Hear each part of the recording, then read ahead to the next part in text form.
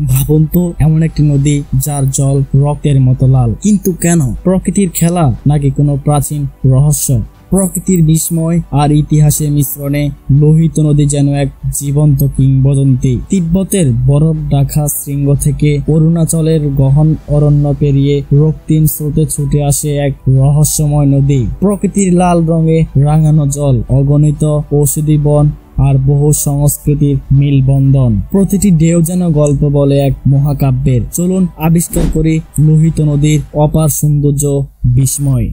হিমালয়ের আঁচল ছুঁয়ে তিব্বতের তুষার শৃঙ্গ থেকে জন্ম রক্তিম ঢেউয়ের অবিরাম ছুটে চলে এক অনন্য বিস্ময়। লোহিত নদী, লোহে রঙিন জল যেন সূর্যাস্তের অগ্নি আভা। চারপাশে অরুণাচলের গহন সবুজ বন, অর্কিডের নীরব সৌন্দর্য আর হাজার বছরের সংস্কৃতির মিল। প্রাণবাদী তিব্বতী বিশ্বাস, ডেরাবাডা বৌদ্ধ ধর্ম, প্রাচীন হিন্দু মন্দির, প্রতিটি স্রোত যেন বহন করে ইতিহাসের অগণিত গল্প। প্রকৃতির অরণ্য থেকে মানব সভ্যতার মিলন। লোহিত নদী সেই সাক্ষী, সেই সেতু। আজকের ভিডিওতে আমরা খুঁজে দেখব এই লালিমা মাখা নদীর রহস্য, সৌন্দর্য আর তার অনন্ত যাত্রার মহিমা। লোহিত নদীর জন্ম তিব্বতের কাউরি গার্পো পর্বতমালার বরফ ঢাকা শৃঙ্গ থেকে। তিব্বতে এই নদী পরিচিত জায়ু নদী নামে। প্রবল স্রোতে আর খাড়া উপত্যকা পেরিয়ে এটি ভারতের অরুণাচল প্রদেশে প্রবেশ করে। তখন এর নাম লোহিত নদী।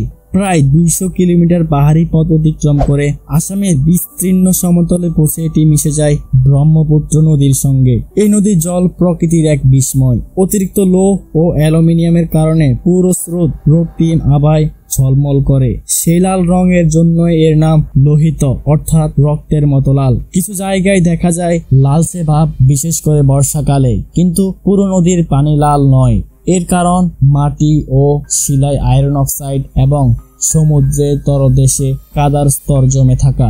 ভারী বৃষ্টিতে পাহাড়ি কাদা ও খনিজ পদার্থ মিশে রং লালচে হয়। এর জল লৌহ ও খনিজে ভরপুর, ফলে কখনো কখনো তার রক্তিম আভা ছড়ায়। পথ জুড়ে নদী ঘিরে রয়েছে পৃথিবীর অন্যতম ঘন গ্রীষ্মমণ্ডলীয় বন, উচ্চ গাছপালা, অসংখ্য ঔষধি বন এবং লোহিত নদীর তীর জুড়ে পাহাড় ঢেকে গেছে। আর তার পাশে অর্কিডের কোমল হাসি, যেন প্রকৃতি এঁকেছে নিজের রঙের ক্যানভাস। বড় এই অঞ্চল প্রকৃতি প্রেমীদের জন্য এক অপূর্ব স্বর্গ। এখানকার মিশমি পাহাড়ে জন্ম নিয়েছে বহু উদ্ভিদ, যেমন মিশমিতিতা ও কপিস, যেগুলোর চাহিদা সারা বিশ্বে। লোহিত নদীর অববাহিকা শুধু প্রকৃতির জন্য নয়, সংস্কৃতির জন্য অনন্য। এখানকার মানুষ বহু প্রাচীন বিশ্বাস ও ধর্মকে লালন করে এসেছে। তিব্বতের প্রাণবাদ, ডেরাবাডা বৌদ্ধ ধর্ম এবং প্রাচীন হিন্দু মন্দির সবাই একসাথে মিশে তৈরি করেছে এক অসাধারণ বহু সাংস্কৃতিক পরিবেশ। এবং খামতি, জিংপো ও মিশমি জনগোষ্ঠী এখনো তাদের নিজস্ব রীতি ও উৎসবকে জীবন্ত করে রেখেছে। কৌশলগত দিক থেকেও লোহিত নদী গুরুত্বপূর্ণ।